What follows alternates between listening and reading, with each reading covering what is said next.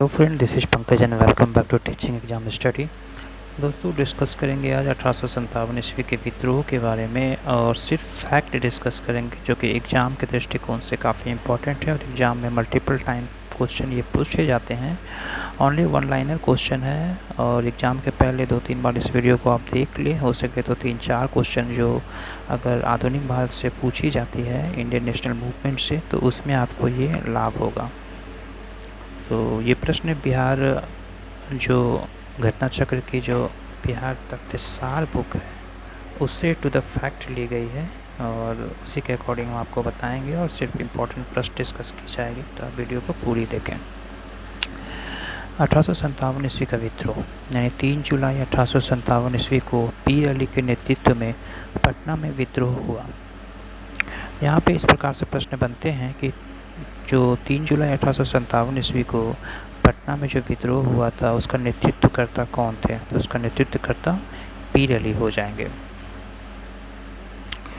तो 25 जुलाई 1857 ईस्वी को दानापुर में सैनिकों ने विद्रोह कर दिया और आरा, जगदीशपुर, भोजपुर जिला के जमींदार बाबू कुंवर सिंह ने विद्रोही सैनिकों का नेतृत्व 26 जुलाई को आरा में किया।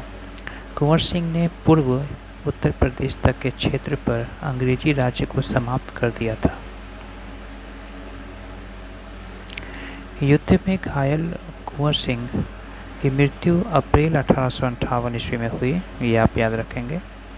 इसके बाद उनके भाई अमर सिंह ने विद्रोहियों का नेतृत्व किया था। यानी जब अप्रैल 1858 ईस्वी में वीर कुंवर सिंह की मृत्यु हो गई थी तो उसके बाद उनके भाई अमर सिंह ने विद्रोहियों का नेतृत्व किया था।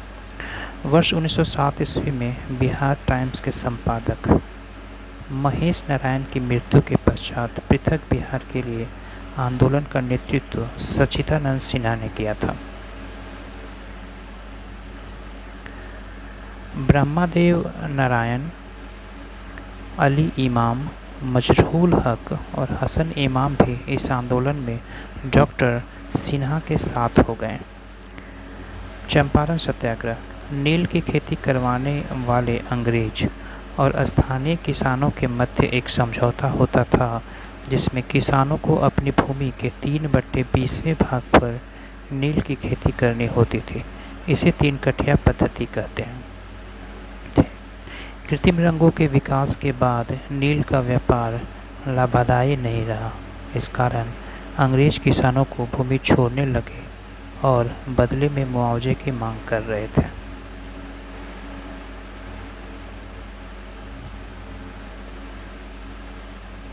जिसे देने में किसान असमर्थ थे। मुरली भरहुआ गांव के निवासी राजकुमार शुक्ल किसानों की समस्या लेकर कांग्रेस के लखनऊ अधिवेशन 1916 ईस्वी में गांधी जी से मिले। इसके बाद वे कलकत्ता में भी गांधी जी से मिले। 10 अप्रैल 1917 ईस्वी को गांधी जी पटना पहुँचे। वहाँ से वे चंपारण पहुँचे। यहाँ मजिस्ट्रेट ने उन्हें वापस जाने को कहा, जिसे गांधी जी ने मानने को से इनकार कर दिया। गांधी जी ने लगभग 8000 किसानों से वार्ता की। पटना में गांधी जी मजरूल हक से मिले। इसके बाद बगान मालिक संघ के सचिव जेम्स विल्सन से भी मिले। 15 अप्रैल को गांधी जी मोतिहारी पहुँचे और 22 अप्रैल को गांधी जी बेतिया पहुँचे। यहाँ वे हजारीमल धर्मशाला में रुके।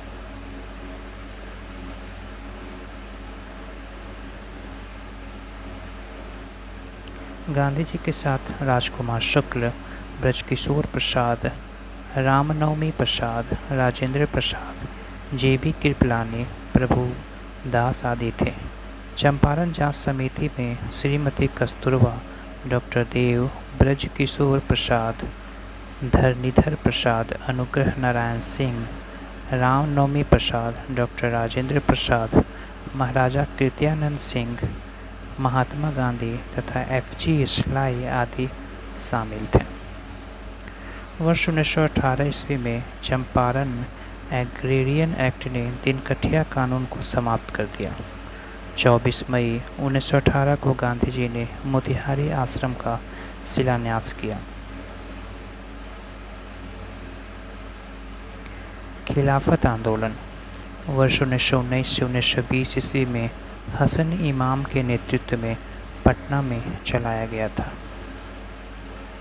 असहयोग आंदोलन डॉक्टर राजेंद्र प्रसाद, ब्रजकिशोर प्रसाद, मजरूल हक, हसन इमाम, मोहम्मद शफी आदि प्रमुख नेताओं ने बिहार में असहयोग आंदोलन का नेतृत्व किया। मदरलैंड नामक अखबार मजरूल हक ने निकाला था। 1 अगस्त 1920 से 12 फरवरी 1922 तक असहयोग आंदोलन चला। वर्ष 1922 ईस्वी में कांग्रेस का गया में अधिवेशन हुआ, जिसके अध्यक्ष चित्तरंजन दास यानी देशबंधु थे। किसान सभा वर्ष 1929 ईस्वी में स्वामी सहजानंद ने बिहार प्रांतीय किसान सभा की स्थापना सोनपुर के मेले में की। स्वामी सहजानंद अध्यक्ष तथा श्री कृष्ण सिन्हा सचिव बने। वर्ष 1936 ईस्वी में लखनऊ में अखिल भारतीय किसान सभा का गठन हुआ। बरहैया ताल या बकास्त आंदोलन लगान अदा न करने पर किसानों की भूमि जमींदारों के पास चली जाती थी, जिसे बकास्त कहते थे। यह आंदोलन कल्याणंद शर्मा के नेतृत्व में मुंगेर में 1937 से 39 ईस्वी में चलाया गया था। नासिक जेल में वर्ष 1933 ईस्वी में आचार्य नरेंद्र देव, जयप्रकाश नारायण आदि ने अखिल भारतीय समाजवादी संगठन बनाने की योजना बनाई। वर्ष 1931 ईस्वी में पटना में बिहार सोशलिस्ट पार्टी की स्थापना हुई। वर्ष 1934 ईस्वी में कांग्रेस सोशलिस्ट पार्टी की स्थापना हुई। सविनय अवज्ञा आंदोलन